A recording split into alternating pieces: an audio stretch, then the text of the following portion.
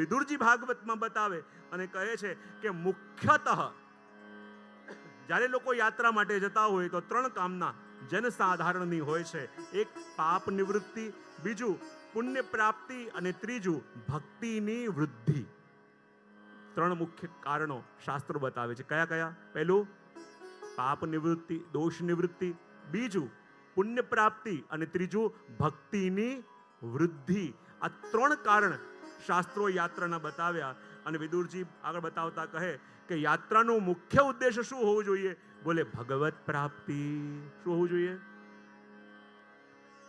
જો જ્યારે યાત્રામાં આપણે જઈએ તો યાત્રા એટલે કે વ્રજ પણ એક ગામડું છે. તો ગામડાની અંદર જ્યારે આપણે જઈએ તો આપણું લક્ષ્ય એક ક્લિયર હોવું જોઈએ કે આપણે ગોતવા શું ગયા છે. જેમ હીરો ગોતવા જાઓ તો કોળસાની ખાણમાં જવું પડે. હવે કોળસામાં જ અટવાયેલા રહેશો તો ક્યારે સાચા હીરા મળશે? હા કે ના? તો બોલો. આપણે જ્યાં જતા હોઈએ એ ઉદ્દેશ નક્કી રાખવાનું કે આપણે પામવા કોને આવ્યા અને ગોતવા કોને આવ્યા. બીજું કહે છે યાત્રામાં શાના માટે જવાનું? તો વિદુરજી કહે છે કે પવિત્ર એકાંતમાં વાસ કરવા માટે. શેના માટે? ભાવથી બોલો તો ખરા. તમે યાત્રામાં ગમે તેટલા જોડે ગયા હો, સંગમાં ગયા હો, પણ થોડો સમય એકાંતનો તમારા માટે કાઢવો, જેમાં તમારા જપ હોય, તમારા પાઠ હોય, તમારા નિત્ય નિયમ એ એકાંતમાં બેસીને જરૂર કરવા. કારણ કે ભીડમાં વ્યક્તિ પોતાને ખોઈ બેસતો હોય અને એકાંતમાં જ એ પોતાને પામે છે. તો જ્યારે જ્યારે પણ વજમાં જાઓ થોડો સમય એકલા રહો અને એકલા રહી તમારું ભગવત નામ, ભગવત જપ, ભગવત પાઠ જે પણ કરવાનો સમય રાખો. ત્યાં તમે નિજને પામવા માટે આવ્યા છો અને ભીડની અંદર અન્ય વાતોની અંદર જે પામવા આવ્યા છો ને એ ઉદ્દેશથી ભટકી ન જતા. ત્રીજી વસ્તુ કઈ? ભગવત ચિંતન.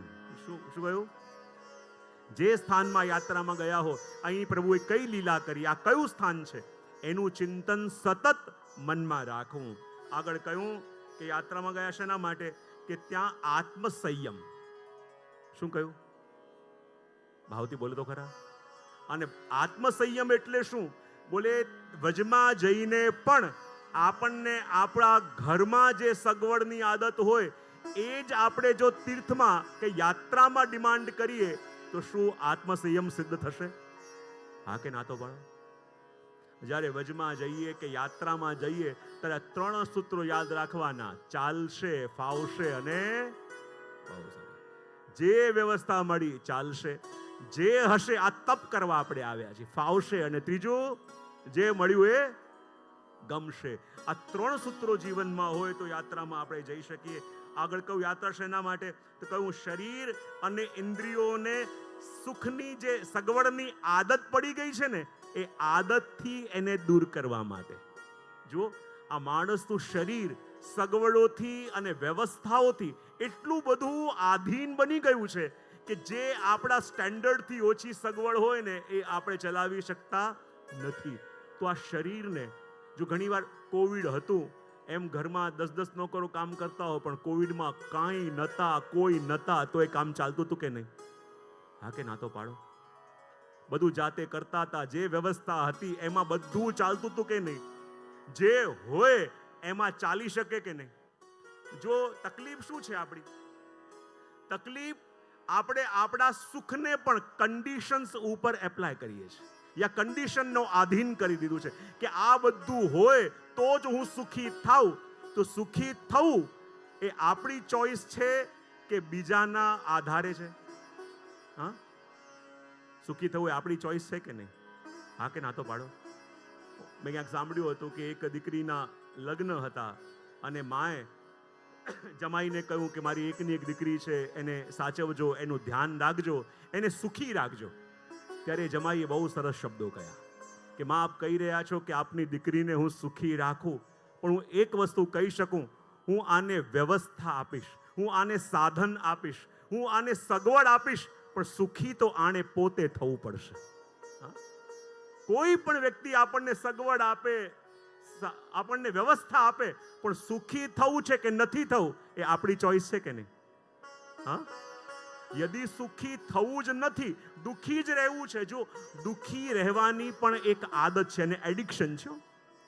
ઘણાને દુખી રહેવાની પણ એવી આદત પડી જાય કે એને ગમે તેવી સગવડ આપો ને એમાંથી પણ એને તકલીફ થાય. ઘણીવાર કહું ને, જે દુખી રહેવા માટે ટેવાયેલા હોય એને ઇન્દ્રનું આસન આપી દો ને તોય વાંધો કાઢે. આ ઇન્દ્રનું સિંહાસન તો મળ્યું પણ એનો કલર બરાબર નથી.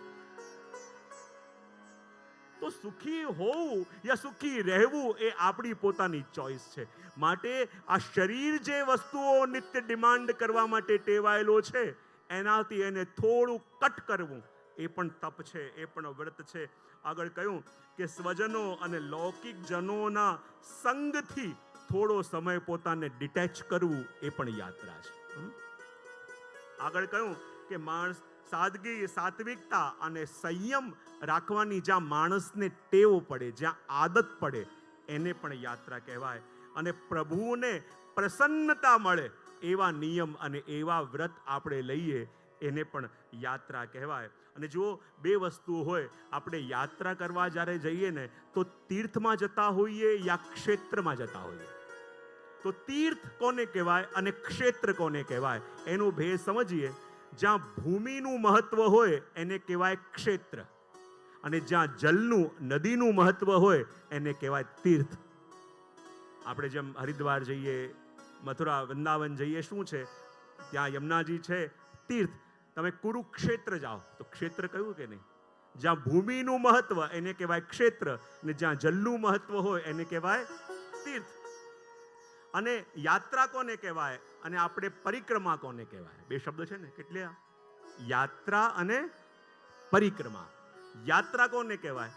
આપણા ઘરથી નીકળી અને તીર્થ સુધી પહોંચીએ એને કહેવાય યાત્રા. અને પરિક્રમા કોને કહેવાય? અને ત્યાં પહોંચીને આપણા દર્શનીય સ્થાનોના દર્શન કરીએ એ યાત્રા. અને પરિક્રમા કોને કહેવાય?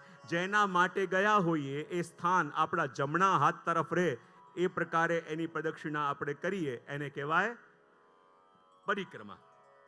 તો તીર્થ અને પરિક્રમા એ બંનેમાં આપણે દર્શન કર્યા. અને જો સમસ્ત આપણે ત્યાં શબ્દ આવે છે લીલી પરિક્રમા અને સૂકી પરિક્રમા. કયા બે શબ્દો આપણે આવે છે? ભાદરવા મહિનાની અંદર જ્યારે પરિક્રમા આપણે કરીએ છીએ એને લીલી પરિક્રમા કે, કારણ કે વરસાદનો સમય હોય છે, અને વસંતમાં અને વાઘના સમયમાં તમે કરો એને સૂકી પરિક્રમા કહેતા હોય. પણ કહેતા હોય છે કે પરિક્રમા શા માટે આપણે ભાદો માસ ઇત્યાદિમાં કરતા હોઈએ, એનું મહત્વ કેમ? તો આપણે ત્યાં આવે છે કે ભગવાને જ્યારે એકવાર વૃષભાસુરને માર્યો, અને જ્યારે વૃષભાસુરને માર્યો ત્યારે રાધાજી આવીને કહેવા લાગ્યા, અરે પ્રભુ, એ તો ગૌવંશ છે એને આપે માર્યો. ભગવાન કે અરે વૃષભાસુર તો રાક્ષસ હતો, એને મેં માર્યો. રાધાજી કે ભલે રાક્ષસ હતો પણ આવ્યો હતો ગૌવંશના રૂપમાં, અને માટે આપે પ્રાયશ્ચિત કરવું પડશે. ભગવાન કે તો રાક્ષસ તો. દાદાજી કહે યદિ આપ જ પ્રાયશ્ચિત નહીં કરો તો આવનાર પેઢીઓ એ ગાયના વંશની રક્ષા કેવી રીતે કરશે? અને માટે જ્યાં સુધી આપ પ્રાયશ્ચિત નહીં કરો અમે પ્રભુ આપની સાથે નહીં બોલીએ. તો કહે પ્રાયશ્ચિત કેવી રીતે કરવાનું? તો રાધાજી કહે આખા ભારતના જેટલા તીર્થો છે એ બધા તીર્થોની યાત્રા આપ કરશો, બધા જ કુંડોમાં સ્નાન આપ કરશો, ત્યારે આપ શુદ્ધ થશો અને પછી આપની સાથે વાત કરીશું. પ્રભુ કે ઠીક છે, તો આખા ભારતની યાત્રા કરવા જાઉં છું. બધા વ્રજવાસીઓ ઉદાસ થઈ ગયા, જો પ્રભુ આપ છોડીને ગયા તો અમે આપના વિના કેમ રહીશું? અમે પણ આપની સાથે આવીશું. ભગવાન કે જો બધા મારી સાથે આવશો તો વ્રજમાં કોણ રહેશે? શું કરવું જોઈએ? ચંદ્રાવલીજી કહે પ્રભુ આપ તો સર્વજ્ઞ છો, આપ એવું કંઈક કરો કે ધર્મ પણ સચવાય અને અહીંયા બધાનું મન પણ રહી જાય. ત્યારે યમુનાજીને પૂછ્યું આપ બતાવો મારે શું કરવું જોઈએ? ત્યારે યમુનાજીએ કહ્યું પ્રભુ આપ બધા ભારતના તીર્થ પોતે કરવા જાઓ એના કરતાં એવી કૃપા કરો કે બધા તીર્થોને આપ અહીંયા વ્રજમાં બોલાવી લો, અને બધા તીર્થો અહીંયા વ્રજમાં આવે અને બધા વ્રજવાસીઓની સાથે આપણે આ આખી વ્રજયાત્રા કરીએ કે જેથી આખા ભારતના બધા તીર્થો આવી જાય. અને પ્રભુએ શું કર્યું? જેટલા પણ ભારતના તીર્થો છે એ બધા તીર્થોને વ્રજમાં બોલાવ્યા. અને જ્યારે બધા તીર્થો વ્રજમાં આવ્યા ત્યારે ભગવાન નંદ બાબા, યશોદાજી અને બધા વ્રજવાસીઓ સાથે આ ભાદરવા માસની અંદર પ્રભુએ એ યાત્રા કરી. અને જ્યારે પરિક્રમા કરી અને પરિક્રમા કર્યા પછી બધા તીર્થોને કહ્યું કે હવે તમે તમારા સ્થાન પર પાછા જાઓ. બધા તીર્થોએ હાથ જોડીને કહ્યું, પ્રભુ હવે આપના શરણે આવી, આપના વજમાં આવી, અમે પાછા ક્યાં જઈએ? એવી આજ્ઞા પ્રભુ કરો કે સદા અમે વજમાં જ રહીએ. ભગવાન કહે, અરે જે કુલ પુરોહિત છે, તીર્થ પુરોહિત છે, એ તમારા આધારે છે. તમે અહીંયા રહેશો તો